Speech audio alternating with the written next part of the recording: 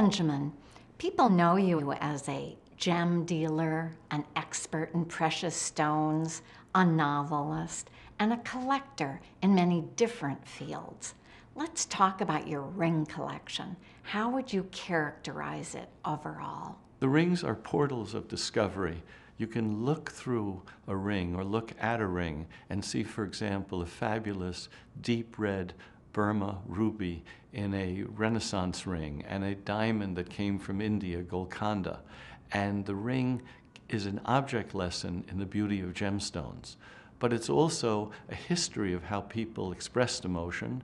And then for me personally, the rings have been the inspiration to write books about the history of jewelry and novels about the history of jewelry. What is the first ring you ever bought, and why that ring? In 1969, I saw a ring. It was a series of 6 Venetian Jewish wedding rings, and it was a house ring being held up by 2 hands, gorgeous and symbolic of the Jerusalem as well as the house being built by the married couple.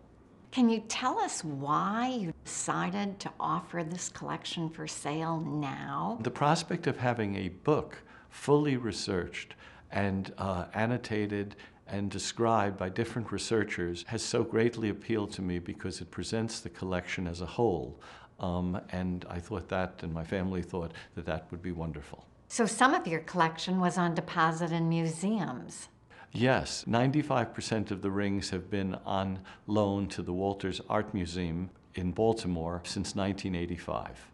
Many of your rings were owned by very important families in the past. Can you tell us a little about which rings were owned by, say, the Rothschilds or the Hararis or the Leclercs? There's a marvelous ring, a Renaissance ring, that splits apart in a gimel ring, and on the inside you can see the figure of a child, and then on the other side, a skeleton. And it's meant to remind you, even though it's a wedding ring of a specific time and place, that death is an inherent part of life. And the idea that this was in the vitrines of the Rothschild family, to me is a wonderful thing. Sometimes one's favorite ring is not so obvious.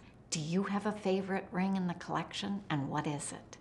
There's a 4th century diamond ring, the uncut diamond in a gold ring, very vibrant and powerful. And De Beers called it, "The history of diamonds starts here." And for me, my own family history of 3 generations of cutting diamonds also starts with this ring.